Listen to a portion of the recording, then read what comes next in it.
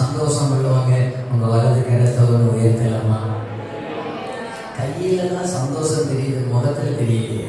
அந்த கரங்களை உயர்த்தி அப்பாவுக்கு அப்படியே தேவனுடைய முகத்தை நோக்கி பார்க்கலாம். எல்லாரும் எல்லா கரங்களை உயர்த்தி ஒரு நிமிஷம் அப்படியே ஸ்தோத்திரம் பண்ணுங்க பார்க்கலாம். உங்க சத்தம் அப்படி கொஞ்சம் உயரட்டும். இயேசுவே கூப்பிடுங்க. ஹல்லேலூயா. நம்ம எல்லாரும் ரட்சிக்கப்பட்டவங்க தானே? நம்ம எல்லாம் தெய்வ பிள்ளைகள் இல்லையா? அப்பா என்கிற ஒரு அன்போடு கூட உள்ளத்துல இருந்து இயேசையா கூப்பிடலாம். இயேசுவே. நகைச்சையில் இருக்கிற அன்பு தாய்மார், தகப்பன்மார், முடிஞ்சா நீங்க அந்த வலது கையை உயர்த்தலாமா? முடிஞ்சுங்க. கொஞ்சம் வாய்களை திறந்து, வாயை மட்டும் திறந்து அப்பான்னு கூப்பிடலாமா? தேவ சமூகத்துல வந்திருக்கிறேன், கர்த்தரை உயர்த்த வந்திருக்கிறேன், தேவ சமூகத்தில் ஏதாவது ஒன்று பெற்றுக்கொள்வதற்காக வந்திருக்கிறேன்.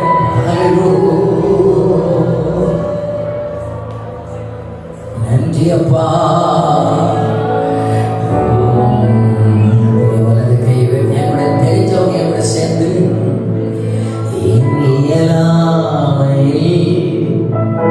நீர் செயல்படுவி கரம் என்னை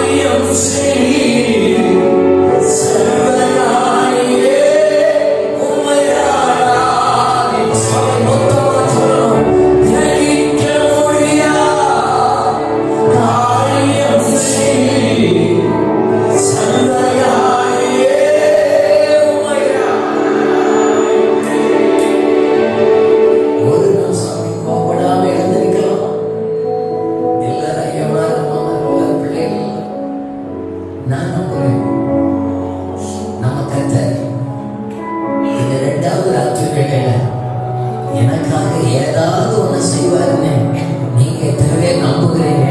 நம்பினா அந்த வலது கையை உயர்த்துங்க பார்க்கலாம். அந்த வலது கையை உயர்த்தி சொல்லுங்க பார்க்கலாம். எனக்காக நீங்க ஏதாவது ஒண்ணு செய்வீங்கப்பா.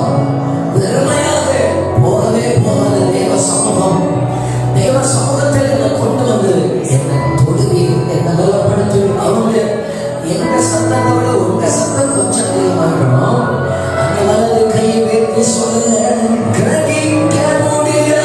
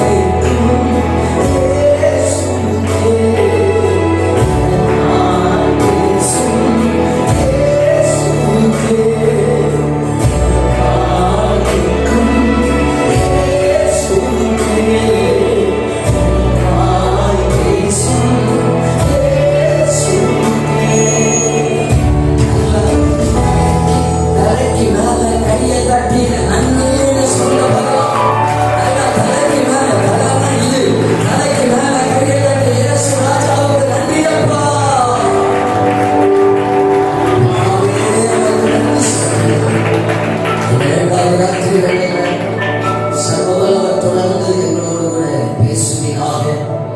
அடியை மறைத்து நீர் வெளிப்படுங்க. கர்த்தர் எழுந்தருளும். கர்த்தராக நினைச்சு இயேசுவின் நாமத்தில் ஜெபிக்கிறோம் நல்ல பிதாவே.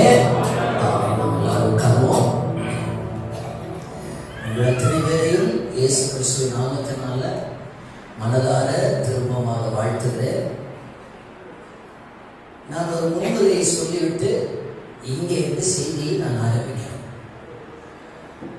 நம்ம எல்லாரும் எந்த காலத்திலே வந்திருக்கிறோம் என்பதை நம்ம முதலாவது அறிந்து கொள்ள வேண்டும்.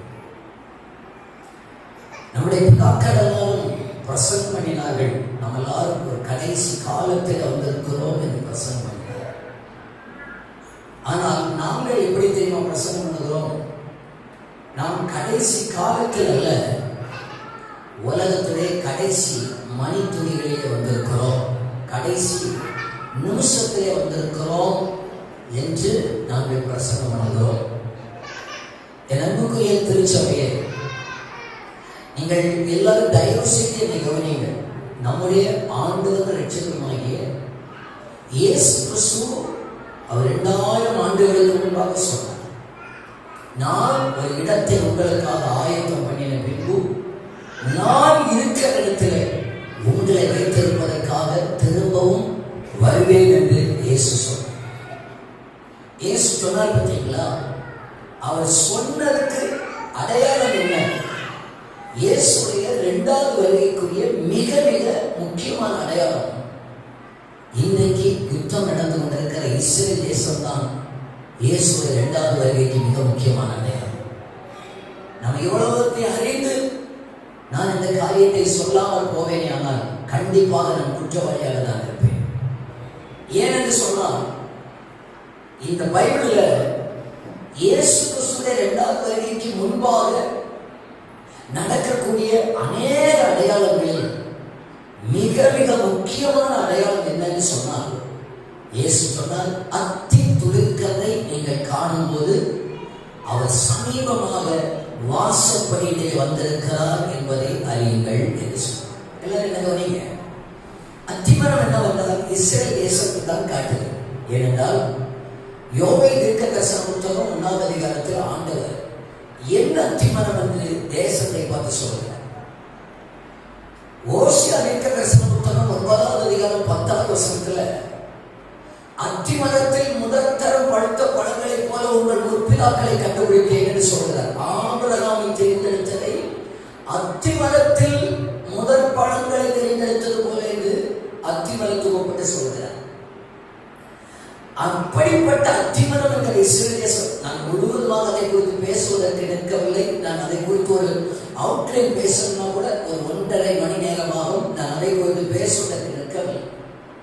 அந்த அத்திமரம் என்கிற இஸ்ரேல் தேசம் திரும்பவும் இயேசுவின் 2வது வருகைக்கு முன்பாக துளிர்க்கும். அது துளிர்க்கிறதை பார்க்கும்போது அவர் வாசற்படியிலே வந்திருக்கிறார் என்று சொன்னார். நீங்க வீட்டில் போய் வாசிக்கணும். மத்தேயு 24, மார்க்கு 13, லூக்கா 21.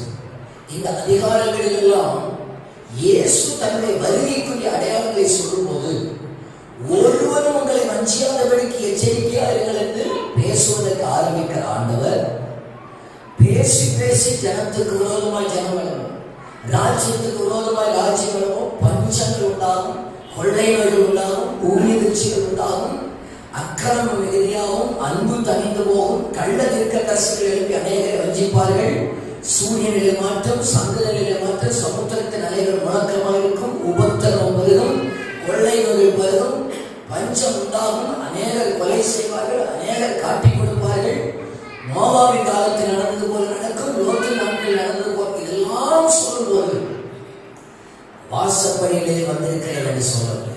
மாறாக அத்திமரம் துளிர்க்கிறதை காணும்போது அவர் சமீபமாக வாசப்படியிலே வந்திருக்கிறார். அத்திமரத்தை ஒரு அடையாளமாக வைத்தார். அத்திமரம் என்றால் இஸ்ரேல் தேசம் என்று நான் முதலாவதாக சொன்னேன். அந்த அத்திமரம் என்கிற இஸ்ரேல் தேசத்தில் இன்றைக்கு நம்முடைய கண்களுக்கு முன்பாக நடக்கிற காரியங்கள் ஒருவேளை உலகத்துக்கு அவைகள் செய்தியாக இருக்கலாம், ஆனால் தேவ சபைக்கு அவைகள் மிக முக்கியமான ஒரு அடையாளம். நான் அதை சொல்லிவிட்டு செய்திக்குள்ளாக நான் வருகிறேன். கன்னியாகுமரி கன்னியாகுமரி மாவட்டத்துடைய மக்கள் தொகை 25 லட்சம். ஒரு மாவட்டத்துடைய மக்கள் தொகை 25 லட்சம். இஸ்ரேல் என்கிற தேசத்துடைய மக்கள் தொகை தான் வெறும் 1 கோடி. கன்னியாகுமரி மாவட்டத்தை விட வெறும் 3 மடங்கு அதிகமானதுதான் இஸ்ரேல் என்கிறதான தேசம். அந்த தேசத்தை சுற்றிலும் 22 அரேபிய நாடுகள் உண்டு. 22 அரேபிய நாடுகள். அந்த தேசத்துடைய மேப்பை நீங்க எடுத்து பார்த்தீங்கன்னா தெரியும், கேரளாவை போல இருக்கிற ஒரு வாய் போல நீளமான ஒரு பகுதி. இந்திய தேசத்துக்கு சுதந்திரம் 1947 ஆகஸ்ட் 15. இஸ்ரேல் தேசத்துக்கு சுதந்திரம் கிடைத்தது 1948 மே மாதம் 14ஆம் தேதி. நமக்கு சுதந்திரம் கிடைத்து 1 ஆண்டுக்கு பிறகுதான் அவர்களுக்கு சுதந்திரம் கிடைத்தது. சுதந்திரம் கிடைத்த பிறகு அவர்கள் கையில கிடைத்த ஒரு வனாந்தரமான ஒரு தேசத்தை அவர்கள் இன்றைக்கு செழிப்புமிக்க ஒரு தேசமாக மாற்றி இருக்கிறார்கள். 1 கோடி தான் மக்கள் தொகை கொண்ட அந்த சின்ன தேசம் சர்வ உலகத்துக்கே சவால் விட்டு கொண்டிருக்கு. ஒரு நாடு அமெரிக்கா, ஜெர்மனி, ரஷ்யா முதற்கொண்டு பிரான்ஸ் முதற்கொண்டுள்ள நாடுகளுக்கு பிறகு முக்கிய ஆயுதங்களையும் முக்கிய கண்டுபிடிப்புகளையும் தயாரிப்பதற்கு இஸ்ரேலில் தேடி போகிறார்கள். 2020-21 காலகட்டங்களில் நம்ம 2 வருஷம் மாஸ்க் போட்டுக் கொண்டார்கள். ஆனால் முதலாக ஒரு தேசம் மாஸ்க் கலெக்டி வைங்கன்னு சொன்ன தேசம் இஸ்ரேல் என்ற தேசமாக. அவருடைய விஞ்ஞான வளர்ச்சி அப்படி. நோபல் பரிசு பெற்றவர்களுடைய லிஸ்ட் எடுத்து பார்த்தீர்கள் என்றால் அதிக பர்சன்டேஜ் அடிப்படையில் பார்த்தால் யூதர்கள் தான் அதிகமாக நோபல் பரிசு வாங்கியிருக்கிறார்கள். பர்சன்டேஜ் அடிப்படை அதிக சதவீதம் நோபல் பரிசு வாங்கினவர்கள். ஏன் அத்திமரங்களை இந்த யூதர்கள் மட்டும் வித்தியாசமானவர்களாக இருக்கிறார்கள்? அவர்களை மட்டும் ஏன் அழிக்க முடியாத ஒரு சக்தியாக நின்று கொண்டிருக்கிறார்கள்? ஏறக்குறைய 1 ஆண்டுகள் யுத்தம் செய்தும் அவர்களை அசைக்க வேண்டிய ஒரு பிசில் கூட அவர்களை தட்ட முடியலையே. எவ்வளவோ ஏவுகணைகள் ஏவப்படுகிறது, எவ்வளவோ அவர்கள் தகர்க்கப்பட்டிருக்கிறார்கள். என்றாலும் அவர்கள் அசைக்க முடியாமல் நின்று கொண்டிருப்பதற்கு ஒரே ஒரு காரணம், என் கர்த்தர் ஆபிரகாமுக்கு கொடுத்ததான வாக்குத்தத்தம். ஆண்டவர் ஆபிரகாமை பார்த்து சொன்னார், உன்னதம் பூமியில் உள்ள சகல ஜாதிகளும் ஆசீர்வதிக்கப்படும். அந்த வாக்குத்தத்தம் தான் இன்றைக்கு நிலை நின்று கொண்டிருக்கிறது. ஆபிரகாம் சுற்றி நடந்தாலே அந்த தேசம் தான் இன்னைக்கு நாம பார்த்து கொண்டிருக்கிற இஸ்ரேல் என்ற தேசம். பைபிளின் அடிப்படையில் சொல்லுகிறேன், அவர்களை யாராலும் இனி அழிக்கவே முடியாது, யாராலும் தகர்க்கவே முடியாது. அவர் அங்கே தான் இருப்பார்கள். நான் என்ன அடிப்படையில் சொல்கிறேன் என்றால், இயேசு தன்னுடைய வருகைக்கு முன்பாக நடக்கிற கடைசி காலத்தை குறித்து சொல்லும்போது சொன்னார், நீங்கள் மிக முக்கியமாக எதை பார்க்க வேண்டும் என்றால் இஸ்ரேலை பார்க்க வேண்டும். மிக முக்கியமாக அத்திமரங்கள் இஸ்ரேலை பார்க்கும் போது நீங்கள் நினைத்துக் கொள்ள வேண்டும், அவர் சமீபமாக வாசற்படியில் வந்திருக்கிறார். சபையே, நீங்க என்ன நம்பினாலும் என்ன நம்பாவிட்டாலும் பரவாயில்ல, இந்த பைபிளில் இருக்கிறது எவ்வளவு சத்தியம் என்பதை நான் உங்களுக்கு சொல்லிவிட்டு நான் போய்விடுகிறேன். இந்த பைபிள் எவ்வளவு மாறாது என்பதை நான் உங்களுக்கு ஒருவரை கூட நான் வெளிச்சப்பட்டு காட்டுகிறேன். 2000 ஆண்டுகளுக்கு முன்பாக இஸ்ரேலர்கள் அல்லது யூதர்களுக்கு தனியாக திரும்பவும் நாடு கிடைக்கும் என்று சொன்ன ஒரே ஒரு புத்தகம் உண்டானால் நம்முடைய கைகளில் இருக்கிற வேத புத்தகம் மட்டும்தான். சொன்னது போல அவர்களுக்கு தேசம் கிடைத்தது. ஒரே ஒருவர் தான் சொன்னார், கடைசி காலத்தில் அத்திமரங்கள் இஸ்ரேல் தேசம் திரும்பவும் துளிர்க்கும் என்று சொல்லி ஒருவர் தான் சொன்னார். அவர் நம்முடைய இரட்சகராக இயேசு மட்டும்தான் சொன்னார். யூதர்களுக்கு தனி நாடு கிடைக்கும் என்று சொன்னது போல தனி நாடு கிடைத்து விட்டது. நான் எல்லா காரியங்களையும் சொல்லவில்லை, நான் ஒன்னொன்னா சொல்கிறேன். ஒன்று, கடைசி காலத்தில் அவர்களுக்கு தேசம் கிடைக்க வேண்டும். 1948 தேசம் கிடைத்தது. எருசலேம் அவருடைய கையில் கிடைக்க வேண்டும். 2017 நம்ம ஜெனரேஷன் 2017 வருஷத்தில் அமெரிக்காவில் டொனால்டு ட்ரம்ப் பிரசிடென்டாக இருந்ததான நேரத்தில் அவர் பகிரங்கமாக அறிவித்தார். என்ன அறிவித்தார்?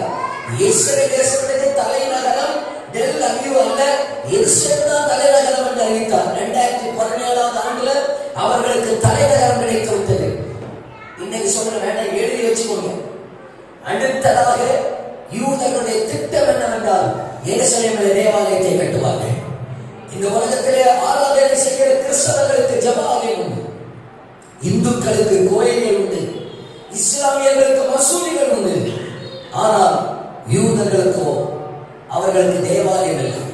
சாலமோனால் கட்டப்பட்ட ஆலயம், நேபுகாத்நேச்சாரால் இடிக்கப்பட்ட ஆலயம், திரும்ப நெகேமியாவுடைய காலத்தில் செருபாபேலால் கட்டப்பட்ட ஆலயம், இயேசு கிறிஸ்து இந்த பூமியை ஊழியம் செய்த காலத்தில் அங்கே தேவாலயம் இருந்தது. இயேசுவை அவர்கள் தள்ளிவிட்டபடியினால அந்த தேவாலயம் கிபி 70வது ஆண்டிலே இடிக்கப்பட்டது. கிபி 70வது ஆண்டிலே இடிக்கப்பட்ட தேவாலயம் இன்று முதல் இன்று வரைக்கும் கட்டப்படாமல் இருக்கிறது. பைபிளில் மீகா தீர்க்கதரிசன புத்தகத்தில் இருக்கிறது. கடைசி நாட்களில் கர்த்தருடைய ஆலயமாகிய பர்வதம் திரும்பவும் கொடுமுடியிலே ஸ்தாபிக்கப்படும் என்று சொல்லி இந்த யுத்தத்தின் மத்தியில் யூதர்களுக்குள்ளே இந்த பேச்சுகள் பகிரங்கமாக பேசப்பட்டு கொண்டிருக்கிறது. கிறிஸ்துவை அறியாதவர்கள் கூட அங்கே யூடியூப்ல பேச ஆரம்பித்திருக்கிறார்கள். என்ன, யூதர்கள் தேவாலயம் கட்ட போகிறார்களாம், தேவாலயம் கட்ட போகிறார்களாம். கண்டிப்பா தேவாலயத்தை கட்டுவார்கள். நீங்கள் என்னை நன்றாக கவனித்தீர்கள் என்றால் நான் புரிகிறது போல உங்களுக்கு சொல்கிறேன். இயேசு கிறிஸ்து இந்த பூமியில வாழ்ந்து மரித்து அடக்கம் பண்ணப்பட்டு உயிர்த்தெழுந்து 40 நாட்கள் இந்த பூமியை சுற்றி நடந்தார். 40வது நாளில் பரலோகத்தில் எடுத்துக்கொள்ளப்பட்டார். எடுத்துக்கொள்ளப்பட்ட 10வது நாளில் பெந்தெகோஸ்தே நாள் வந்ததான நேரத்தில் 120 பேர் ஒரு மேல் வீட்டிலே கூடியிருந்தார்கள். கூடியிருந்த இடத்தில் ஆவியானவர் இறங்கி வந்தார். உங்களுக்கு தெரியுமா, 120 பேர் கூடி வந்த இடத்தில் ஆவியானவர் இறங்கி வந்தார் இல்லையா? அவங்க இருந்ததிலேயே கொஞ்சம் தூரத்துல தான் அன்னைக்கு ஒரு தேவாலயம் வந்து இருந்துச்சு. இன்றைக்கு அந்த தேவாலயம் இருக்குமே, ஆனால் அந்த தேவாலயத்துடைய விலை எவ்வளவு தெரியுமா? ஏறக்குறை 6 லட்சம் கோடியாக்கு. அவ்வளவு தூய பொன்னினாலும் கற்களினாலும் காணிக்கைகளினாலும் அலங்கரிக்கப்பட்டிருந்த தேவாலயம். அந்த தேவாலயத்தின் மேல் ஆவியானவர் இறங்கி வராமல் இங்கே கூடியிருந்த ஜெபித்த தேவ பிள்ளைகள் மேல் ஆவியானவர் இறங்கி வந்தார். கிபி 70 இந்த தேவாலயம் இடிக்கப்பட்டது. ஆனால் இந்த கர்த்தர் வாசம் பண்ணுகிற சபை என்கிற நாம் என்கிற ஆலயம் 120 பேர்ல ஆரம்பித்தது. இன்றைக்கு 200க்கு மேற்பட்ட நாடுகளில் இந்த ஆவியானவர் அசைவாடி கொண்டிருக்கிறார். கூடியிருந்த ஆராதிக்கிற அத்தனை இடங்களிலே அசைவாடின ஆவியானவர் இந்த மாலை வேளையில் எங்கள் மத்தியிலே அசைவாடுகிறார் நம்புகிறவர்கள் ஒரு கைகளை தட்டி கத்தர்கள் அல்லேலூயா சொல்லுகிறாரோ? கொஞ்சம் நல்லா கையை தட்டினால் அடித்திருக்கிறவர்களுக்கு கேட்கிறது போல ஒரு கையை தட்டி கத்தர்கள் அல்லேலூயா சொல்லுங்க, ஆமென் சொல்லுங்க, கொஞ்சம் ஸ்தோத்திரம் சொல்லுங்க, கர்த்தர் நல்லவர் என்று சொல்லுங்க, வாக்கு மாறாதவர் என்று சொல்லுங்க. அந்த ஆவியானவர் யாரால் அசைக்க முடியல? அந்த ஆவியானவர் தடைகளை எல்லாம் உடைத்தறிந்து கம்யூனிஸ்ட் நாடுகளிலும் யாரெல்லாம் இந்த சுவிசேஷத்துக்கு தடை விதித்தார்களோ, இந்த பைபிள் எந்த நாடுகளிலும் வரக்கூடாது என்ற சட்டமும் திட்டமும் போடப்பட்டதோ அத்தனை தடை கற்களை உடைத்தறிந்து அங்கெல்லாம் எழுப்புதலை உண்டாக்கி கொண்டிருக்கிறார். அங்கெல்லாம் அசைவை உண்டாக்கி கொண்டிருக்கிறார். அந்த ஆவியானவர் நம்முடைய கண்கள் காண இந்தியாவிலே எழுப்புதலை உண்டாக்குவார் என நாங்கள் விசுவாசிக்கிறோம். இந்திய சபையிலே ஒரு அசைவை தருவார் என நாங்கள் வாஞ்சிக்கிறோம். இந்தியாவிலே அக்கினியை போடுவார் என நாங்கள் வாஞ்சிக்கிறோம். இனி இடிக்கப்பட்ட அந்த தேவாலயம் திரும்ப கட்டப்படும். அது கட்டப்படுகிறது. அதுக்கு ஒரு டெடிகேஷன் நடக்கும். அதுல பலியிடுதல் ஆரம்பிக்க போகிறது என்று நினைக்கும் போது நீங்க நினைச்சுக்கிறணும், அப்படி ஒரு சம்பவம் நடப்பதற்கு முன்பாக கர்த்தர் தன்னுடைய ஜனத்தை தன்னோடு கூட சேர்ப்பதற்காக வருவார். புரிஞ்சவங்க மட்டும் கைகளை உயர்த்தி கட்டக்கூடிய சொல்ல பாருங்க. இப்ப எத்தனை பேருக்கு இப்படி புரியுது? நாம ஒரு கடைசி காலத்துல வந்திருக்கோம் என்பது புரிகிறவங்க உங்க வலது கையை உயர்த்தி ஒரு கர்த்தருக்கு ஒரு அல்லேலூயா சொல்லுங்க பார்க்கலாம். புரிகிறவங்க மட்டும் கைகளை தட்டி கர்த்தருக்கு ஒரு அல்லேலூயா சொல்லுங்க பார்க்கலாம். நல்லா 2 கையை தட்டி கர்த்தருக்கு ஒரு அல்லேலூயா சொல்லணும். அவர் உரைத்த அடையாளங்கள் எல்லாம் தவறாமல் நடக்கின்றதே. ஒரு கையை தட்டி பாடலாமா? அவர் உரைத்த அடையாளங்கள் எல்லாம் தவறாமல் நடக்கின்றதே.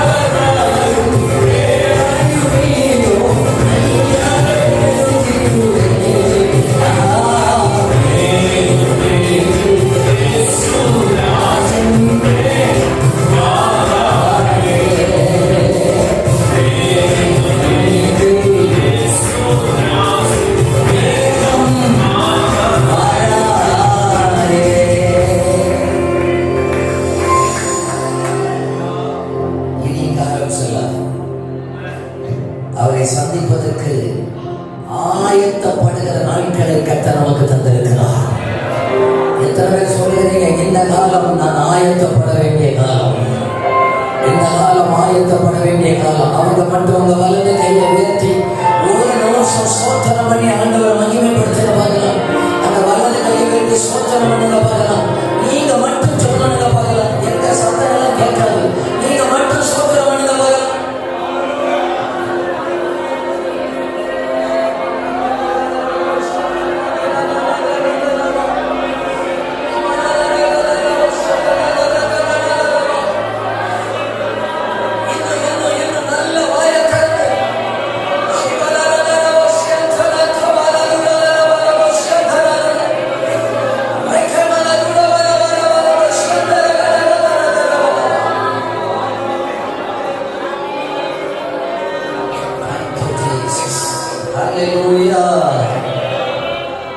இது நாம் ஆயத்தப்பட வேண்டிய காலம். எல்லாரும் சொல்றது இது ஆயத்தப்பட வேண்டிய காலம். கொஞ்சம் கூட சத்தமா சொல்லி பாருங்க. கொஞ்சம் கூட சத்தம் வந்துருக்குமே. 9 மணிக்கு முன்னாடி இந்த சத்தம் வரணும்னு எதிர்பார்க்கறேன். ஆனா உள்ளுக்குள்ள நமக்கு உண்டு, சவுண்ட் உண்டு. அதாவது கர்த்தர் பரிச்சிருவார்னு நான் நம்புறேன். நல்ல ஒரு ஆமென் சொல்லுங்க பார்க்கலாம். பாத்தீங்களா, சரக்கு இருக்குல்ல. சரி, இப்போ இயேசு வருவார். அதனுடைய தொடர்ச்சி நான் இங்க தொடங்கி இருக்கிறேன். நாளை ராத்திரி 9 மணி தான் பிரசங்கம் முடியும். அங்க ஃபுல் ஸ்டாப் பண்ண வைக்க மாட்டேன். இன்னைக்கு கமா போட்டு முடியும். நாளை காலையில் கமாவில் தொடரும். நாளை ராத்திரியில அங்கதான் பிரசங்கம் முடியும்.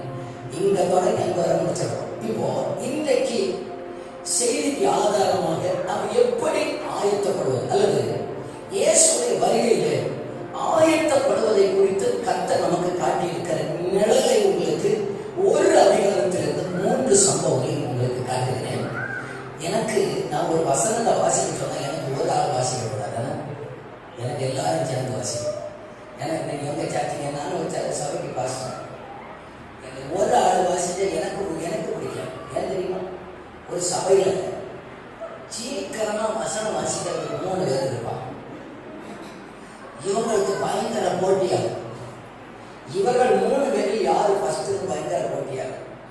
4ஆவதாக ஒரு அக்கா பின்னால இருக்கும், சேர்ல உட்காந்து கொஞ்ச நாளா தடை பார்க்கணும். எப்படியாவது நான் ஒரு நாள் மேட்சில் ஒரு வசனமாவது வாசிக்கணும் அப்படிங்கிற அவரோடு கூட இருக்கு. இது என்ன செய்யாது, ஒரு நாள் வாய்க்காது. வருஷத்துல எப்படியோ ஒண்ணு அதாவது கிளிக்கா. ஆனந்தம் தாங்க முடியாம ஒரு நாள் ஜோமணி பண்ணுங்க, 3 நாள் லீவு போடலாம். ஒரு பரிராஜனையாவது வரதான் எனக்கு ஒரு வாய்ப்பு கிடைக்காதா? சிலர் சிரிக்கிறத பார்த்தா ஐயோ நான் ஜோம் பண்ணதில்லை, இவருக்கு எப்படி தெரியும் கேட்கறது. இப்படியெல்லாம் தான் முறை கடைசியில சோர்ந்து போய் பைபிளே திறக்க மாட்டாங்க. ஆகையினால இப்ப நம்ம கூட்டத்தில் எல்லாரும் பைபிளை திறக்கணும், பைபிள் எல்லாரும் வாசிக்கணும். சரிதானா? எல்லாரும் மத்த 25 எடுக்க பார்க்கலாம். அண்ணன்மார், தங்கச்சிமார், அக்காமார், அம்மாமார், ஐயாமார், தாத்தா பாட்டிமார், பைபிள் வாசிக்க தெரியும் சொல்றவங்க, பைபிள் கொண்டு வந்தவங்க, கொண்டு வராதவங்க நாளைக்கு கொண்டு வருவீங்கன்னு சொல்லி நான் நம்புறேன். எல்லாரும் பைபிளை திறக்க மத்த 25 எடுத்து வச்சுக்கொள்ளு. எடுத்து வச்சுக்கிட்டீங்களா? இப்போ எனக்கு தெரியும் ஒரு ஆள் வாசித்தா கண்ணீர்னு பாய்ச்ச சொன்னாங்க, ஒரு ஆள் கம்பீரமா வாசிச்சு. இனி இந்த மாதிரி எல்லாரும் சேர்ந்து வாசித்தா எவ்வளவு ஆசீர்வாதமா இருக்கும் இல்லையா? மத்த 25ல முதல் 5 வருஷத்துல நம்ம எல்லாரும் சத்தம் உயர்த்தி நம்ம வாசிக்க போகிறோம். மத்த 25ஆம் அதிகாரம் முதல் 5 வசனத்தை சத்தமா வாசிக்க தொடங்கி உடனே நீங்க தான் முடிக்கணும்.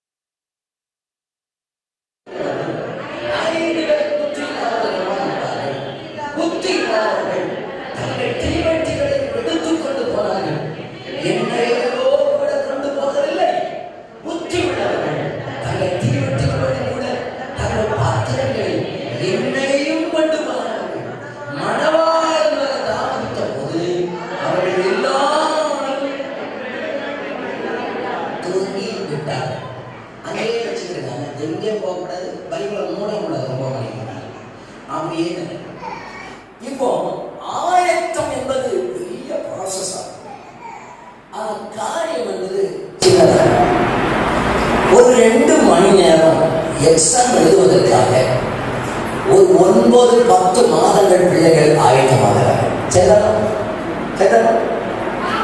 ஒரு 10 நிமிஷம் சாப்பிட்டுட்டு கை கழுவுவதற்காக 2-3 மணிக்கூர் நடந்து சமையல் பண்றவங்க சிலருக்கு அந்த 3 மணிக்கூர் முடியாது.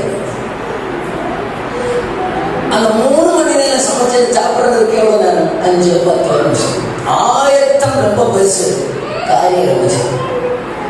அதே போல இந்த அடையாளங்கள் எல்லாம் நடந்து கொண்டிருக்கிற அந்த நேரத்தில் கர்த்தர் தன்னுடைய ஜனத்தை எடுத்துக்கொள்வதற்காக வரப்போகிறார்.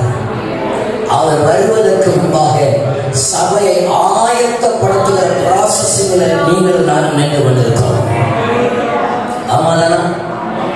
எத்தனை பேர் அதை ஒத்துக்கொள்ளுகிறீங்க? எத்தனை பேர் கேட்கறீங்க, ஏசப்பா இன்னைக்கு நீங்க வந்தாலும் உங்களுடைய ராஜ்யத்தில் வருவதற்கு இந்த கூட்டத்தை என்ன ஒண்ணு ஆயத்தப்படுத்தி எடுத்துருங்கன்னு சொல்லுகிறவங்க உங்க கையை வெட்டி கட்டையில பார்க்கலாம். கஷ்டப்பட்டு தான் வருது. ஏன்னா நமக்கு கொஞ்சம் இஷ்டப்படுவாங்க. சிலர் என்ன சொல்லுவாங்கன்னா நாங்கள் ஆயத்தப்பட்டாச்சு. என்னைக்கு அங்க தண்ணிக்குள்ள ஞானஸ்நானம் எடுத்த அன்னை அங்க நீங்க ஒழுங்கு ஆயத்தப்பட்டு நம்ம பட்டிருந்தாச்சுன்னா அங்கேயே ஒரு 2 நிமிஷம் முக்கி பிடிச்சிருந்தாரு. நம்ம ஆயத்தமாகி வேகம்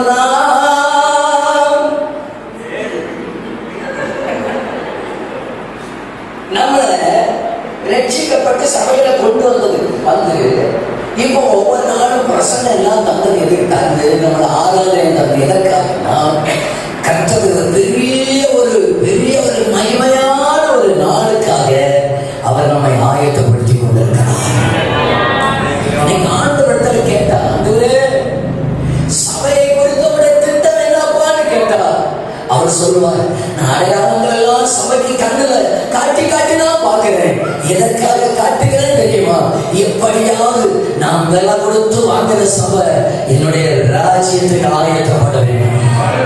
அதுதான் தேவனுடைய பெரிய திட்டம், அதுதான் தேவனுடைய பெரிய நோக்கம். இந்த 2வது ராத்திரிகளை கட்டளை நமக்குள்ளே செய்ய ஆரம்பிப்பாராக. கட்டளை செய்து நிறைவேற்றுவாராக. அதற்கு ஒப்பு கொடுக்கிறவர்கள் நல்ல ஓசையா கைகளை தட்டி இயேசுவே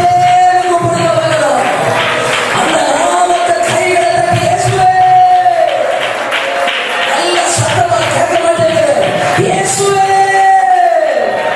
ஏனால் அந்த நாமம் தான் வளர்த்த புருவம். நீதிமான் அதற்குள்ள ஓடி சுகமா இருப்பாங்க.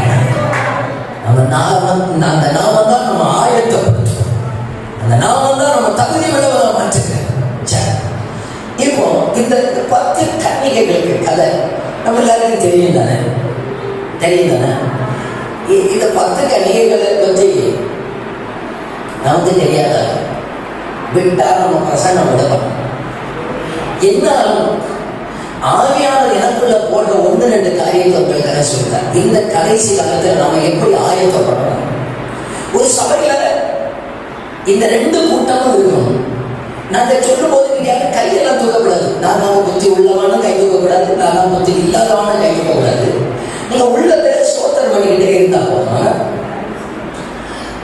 சிலர் நம்ம பிரசங்கத்தை கேட்கும் போது டக்குனு ஆவேசம், ஐயோ நான் தான் புத்தி இல்லாதவன் டக்குனு கை தூக்கி அப்படி கையை தூக்கண்டா.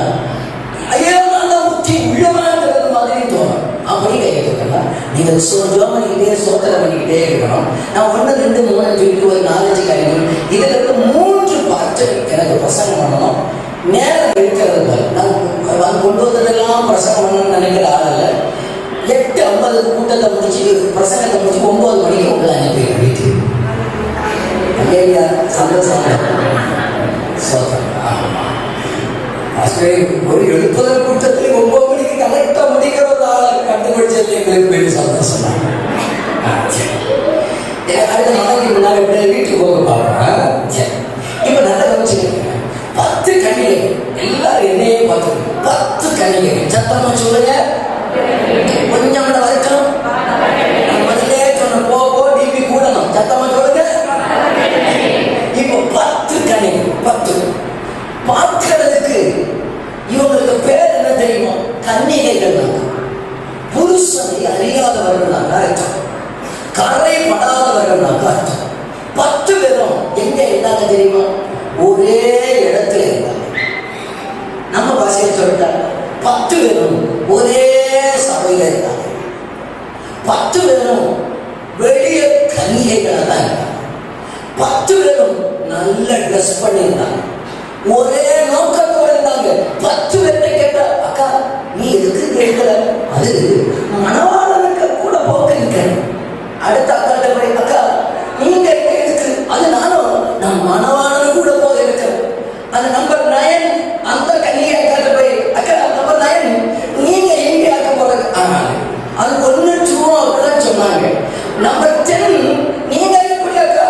நானும் மணவாளன் 10 பேருக்கு ஒரே எதிர்பார்ப்பாங்க. 10 பேரும் ஒரே மணவாளனுடைய வருகையை எதிர்பார்த்திருந்தார்கள். ஒரே இடத்தில் இருந்தார்கள். ஒரே பெயரினால் அறியப்பட்டிருந்தார்கள். கன்னிகைகள் என்று அறியப்பட்டிருந்தார்கள். வெளியே பார்க்கிறதுக்கு ஒண்ணு போல இருந்தாங்க. நம்ம பாஷையில சொல்லட்டா, வெளியே பார்க்கிறதுக்கு வெள்ளையும் போட்டு மீசையெல்லாம் எடுத்து அல்லது தாயெல்லாம் வச்சு, நான் என்னதான் சொல்றேன், வெளியே பார்க்கறதுக்கு பார்த்தா ஐயோ தான் வராத பாஷை. வெளியே பார்த்தா ஐயோ இவங்களாக்கு நன்றி, ஐயோ இவங்களாக்கு எதிர்பார்த்திருக்கிறோம். 10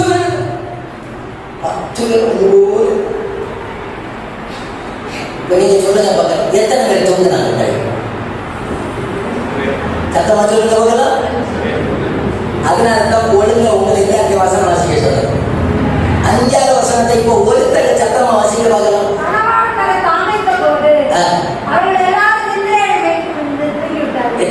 அன்றைகள் இங்கே இருக்கு. இதை கண்டுட்டாங்கன்னு சொன்னது 5 பேர். எத்தனை பேர் தூங்கினார்கள்? கேட்கல. எல்லாரும் எத்தனை? 22 பேரா?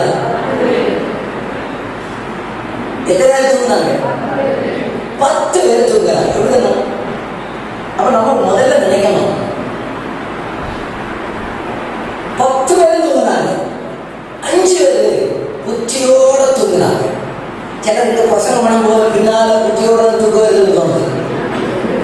5 பேருக்கு புத்தி இல்லாம தூங்குறாங்க. செல்லணும் அப்படிதான் அர்த்தம். 5 பேர் புத்தியோட தூங்குறாங்க. புத்தியோடனா செய்ய வேண்டியதெல்லாம் செஞ்சாங்க, வாங்க வேண்டியதெல்லாம் வாங்கினாங்க. இப்போ எல்லாரும் என்ன பண்ணீங்க? இப்போ இந்த கூட்டத்தை 2ஆ பிரிப்போம்.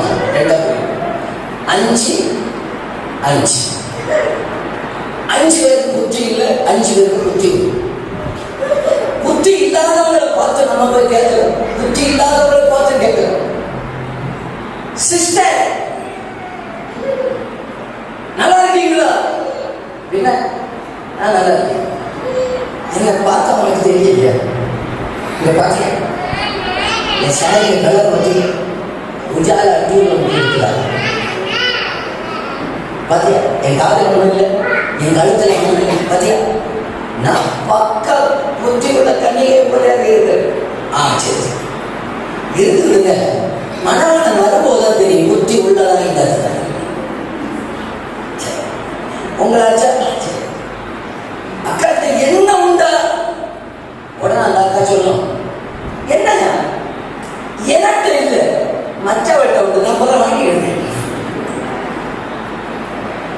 எனக்கு என்ன உள்ள ஆள தெரியும். எனக்கு என்ன உள்ள பக்கத்துல இருந்துதான் நான் ஆராய்ச்சிக்கிட்டே இருக்கிறேன். எனக்கு என்ன உள்ள ஃப்ரெண்ட்ஸ் உண்டு. எனக்கு என்ன உள்ள ஆட்கள் எல்லாரும் எனக்கு தெரியும். அப்ப உங்களுக்கு நல்லா தெரியும் இல்லையா? இறங்குரியவர்களே நல்லா நினைச்சுக்கணும். முதல்ல நாம் இதில் அறிந்து கொள்ள வேண்டிய ஆயத்தம் என்பது, நம்ம இன்னைக்கு பல நேரத்தில் சொல்லுகிறோம், எண்ணெய் வைக்கும் என்ற பல காரியங்களை சொல்றோம். ஆசிரியப்பு கூட இருக்கிற ஒரு குத்து விளக்கு எரிந்து கொண்டே இருக்கும். அதுக்கு எரியணும்னா எண்ணெய் தேவை. இந்த அக்காவு கன்னிகை எண்ணெய் இல்லாதது எரியாது. சரிதானா? இவங்க சொன்னாங்க எனக்கு எரிய அக்கால தெரியும். இந்த அக்கா சொந்தமா ஜோமனும் தெரியும்.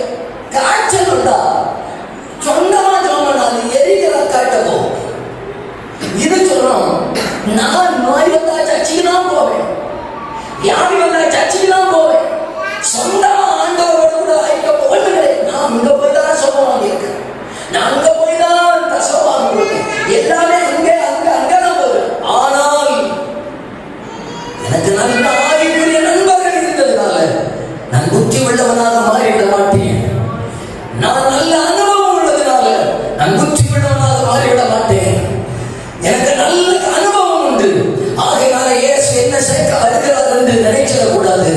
முதல்ல நீங்க நினைக்கணும், எனக்கும் தெய்வத்துக்கும் எங்களை இணைக்கிற ஒரு எண்ணம் எங்க மேல இருக்கிறதான்னு பார்க்கணும். இல்லாவிட்டால் இந்த 2வது ராத்திரிகளை கேட்டால் கர்த்தர் அந்த எண்ணெயினால நம்மை நினைப்பதற்கு அவர் வல்லமையுடையவராக இருக்கிறார். நமக்கு என்ன, அவங்களுக்கு என்ன இருக்கு ஓகே, அந்த அவர்களுக்கு என்ன இருக்கு ஓகே, அவங்களுக்கு என்ன இருக்கு, நமக்கு என்ன இருக்கா? நமக்கு ஆண்டவருக்கு நம்ம இருக்கிறோம். நமக்குள்ள ஆவிக்குரிய தொடர்பு என்ன, தேவனுக்கு நமக்குரிய உறவு என்ன?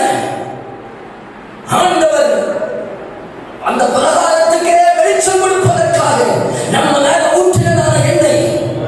ஆனால் இன்றைக்கு எண்ணெய் இல்லாமல் மங்கிழிந்து கொண்டிருக்கிறவர்கள் யாருடைய வெளிச்சத்திலே நடக்கிறவர்கள் சொல்லுகிறார்கள், எனக்கு நல்ல ஃப்ரெண்ட்ஸ் வந்து எரிகிறவர்கள் எனக்கு தெரியும்.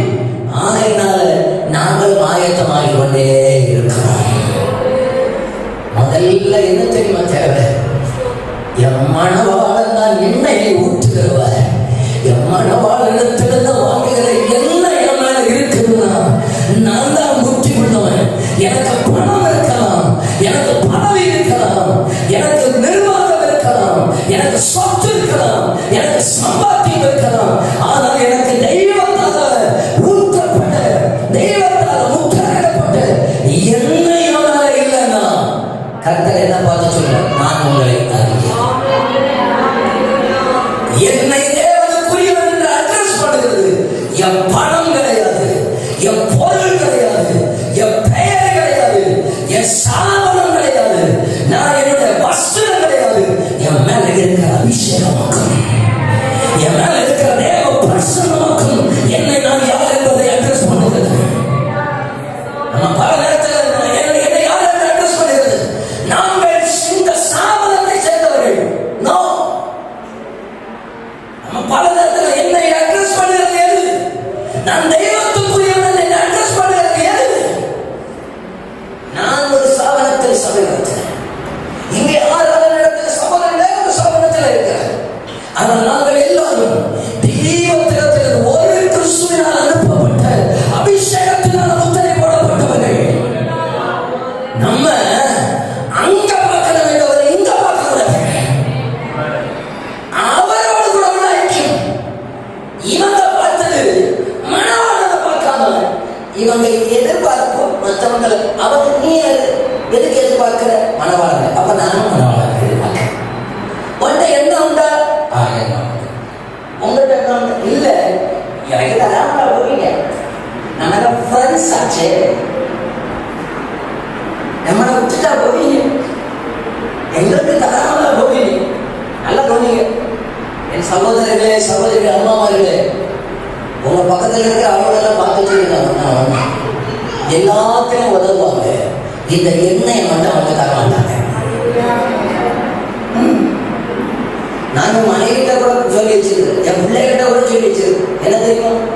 நீ ஒழுங்காக நீ ராஜித்து. எங்க வீட்டுக்காரருக்கு பாஸ்கராகும், என் பிள்ளைக்கு எங்க அப்பா பாஸ்கராக. அதனால அப்பாவுக்கு காரை பிடிச்சிட்டாவது அங்க வந்துருன்னு பார்த்தாச்சுன்னா எனக்கு எல்லாமே தூக்கத்திற்கு வரணும். என்ன பார்த்தாலே உங்களுக்கு தெரியும். வாய்ப்பு நம்ம ஆயத்தமாக நம்ம போவோம். உங்க ஆத்மாவுக்கு நீங்க தான் உத்தரவாதி. சகோதரனே, ஐயா ஏசுவன் போது பரவாயில்ல போயிடலாம், சர்ச்சைக்கு வரண்டாமா, லட்சியப்படலாமா? அது எனக்கு பார்த்தீங்கன்னா கொண்டாடிகள் நான் தெரியாத பார்க்கலையா? நான் அவளுக்கு சாரியை பிடிச்சிட்டாரு. நான் வந்து காலம் கடைசி லட்சியப்பட்டு பரவாயில்ல பாஸ்டர், எனக்கு பிள்ளைகள் வீட்டு வந்து அதோட வந்து அனுப்பிட்டு பார்த்தீங்களா, அதோட காலம் பிடிச்சிட்டு வந்து இந்த தகவல்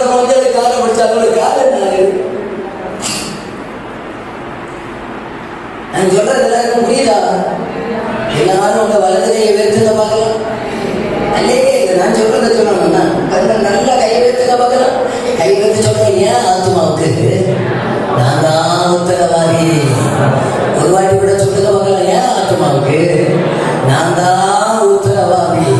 அப்படியே வலது கையை உயர்த்தி சொல்லுங்க பார்க்கலாம். ஹல்லேலூயா, ஹல்லேலூயா. என்னை போற்றும்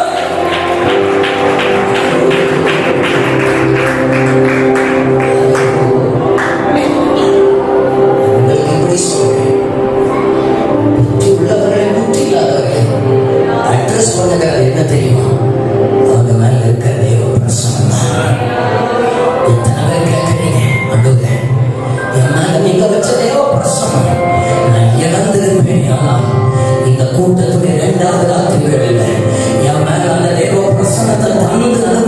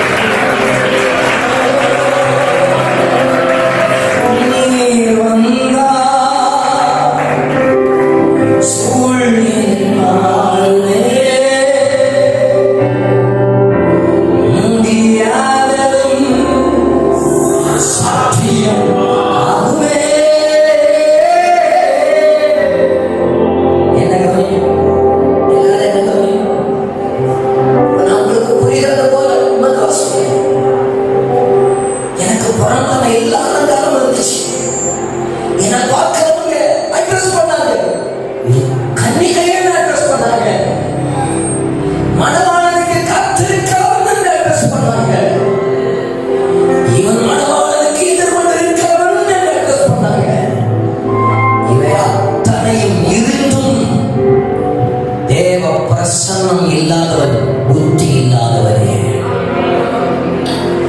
சாதாரண ஒரு மனிதனையும் புத்தி உள்ளவனாக மாற்றுவது சிலருடைய பார்வையில் அற்பமாக எண்ணப்படுகிற என்ன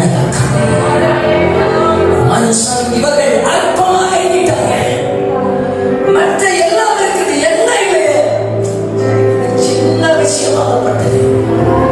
இது மனுஷனுடைய பார்வையில அற்பமாக எண்ணப்படுகிற சிலர்தான் தெய்வத்துடைய பார்வையில விளையாடப்பட்ட நாம அசால்ட்டாக எண்ணுகிறது தான் என் கர்த்தர் நமக்காக வைத்திருக்கிற தகுதியை. நம்ம நினைக்கிறோம் நான் நல்ல குடும்பத்திலிருந்து வந்தவன், நல்ல இத்தனை வருஷம் விசுவாசி, அப்படியே சுட்டி குப்பையில போட்டுவார் ஆண்டவர். தேவ பிரசனம் இருக்கிறதா முதல்ல என்னை புத்தி உள்ளவன் என்று அட்ரஸ் பண்ணுகிறது. வெளி தோற்றம் அல்ல, என்னுடைய வாயிலிருந்து வருகிற பிரசனம் உள்ள வார்த்தை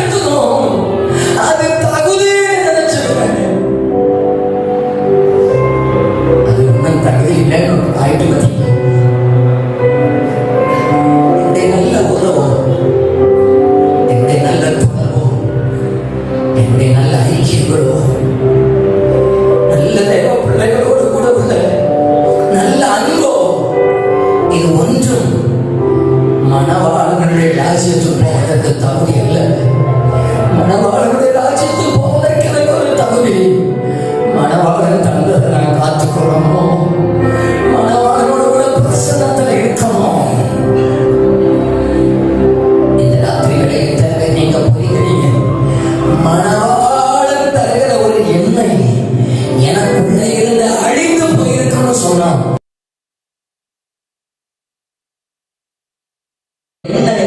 எனக்கு வேணும்னு சொல்லுகிறவங்க உங்க வலது கரத்தை உயர்த்தி கம்பீர சத்தமா கர்த்தருக்கு அல்லேலூயா சொல்லுங்க பார்க்கலாம். நல்ல கைகளை உயர்த்தி கம்பீர சத்தமா அல்லேலூயா. அந்த கையை உயர்த்தி சொல்லுங்க. எரிந்து கொண்டே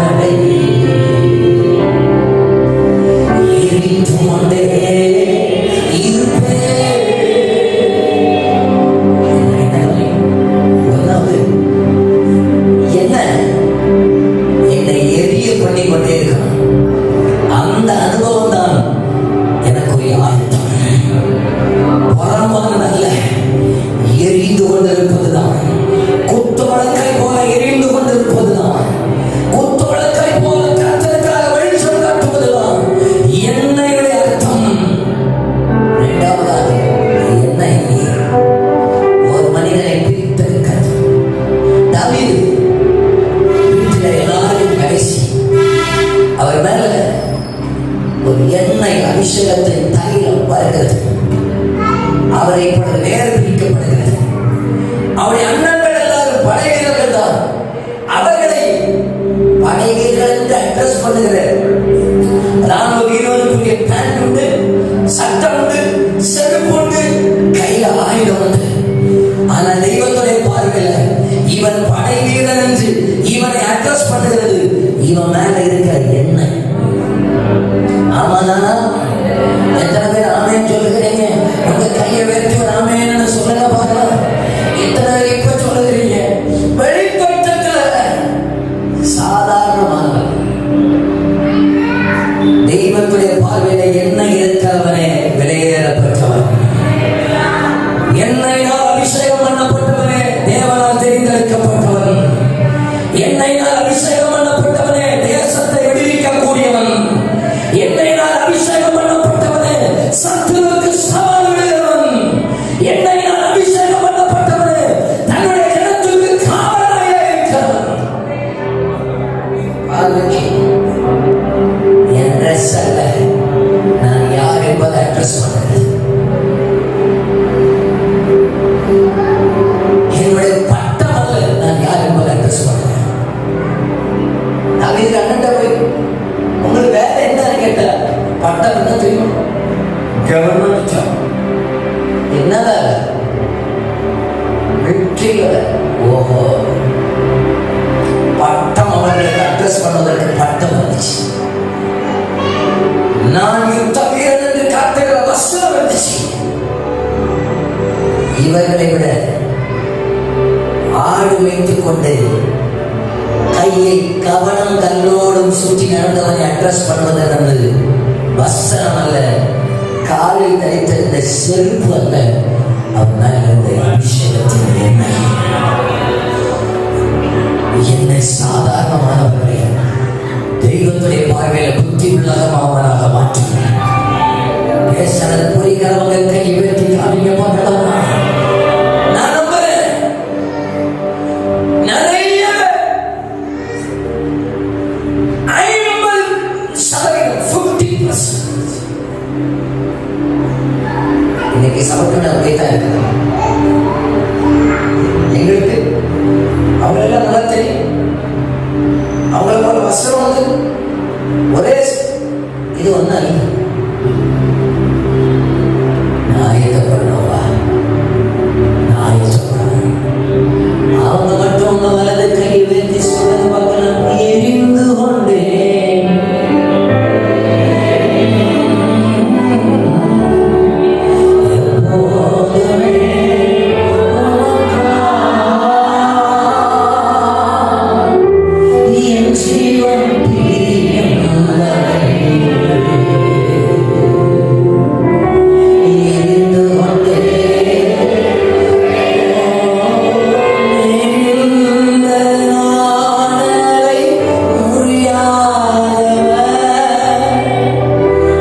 அங்கேயும் தீயை நனையா உடம்பை கழிப்பார் மாற்றுபவர் விடுதலை தேவன் இயேசுபரன். எதுக்கு தெரியுமா ஆண்டவர் எல்லாம் நமக்கு எழுதி வச்சிருக்கு? இந்த கடைசி காலத்தில் நம்ம கையில் எழுதி தந்திருக்கிறதுலே காரணம் என்ன தெரியும்? இதெல்லாம் பார்த்தாவது நாம தேவ பிரசன்னத்தை வாஞ்சிக்க மாட்டோம். இது இவ்வளவு தெளிவா எழுதின பின்பும் தேவ பிரசன்னத்தை தேடாம எதையெல்லாமோ தேடி கொண்டு போகலாம். இந்த 2வது ராத்திரிகளில் நீங்க எத்தனை பேர் வாஞ்சிக்கிறீங்க? எங்க மேல, எங்க குடும்பத்தின் மேல, எங்க பிள்ளைகளின் மேல, எங்க சபை மேல மணவாளனுடைய பிரசன்னம், மணவாளனுடைய அபிஷேகத்தின் நிறைவு, மணவாளனிடத்தில் அனுப்பப்பட்ட தேவனுடைய மகிமை இருக்கணும்னு சொல்லுகிறாங்க. உங்க வலது கையை உயர்த்துங்க பார்க்கலாம். எனக்கு தகுதி எல்லாம் நான் எதெல்லாம் தகுதின்னு நினைக்கிறேன் அதெல்லாம் தூக்கி வச்சிருக்கப்பா. எனக்கு தேவை தேவனே உங்க பிரசன்னம், உங்க பிரசன்னம்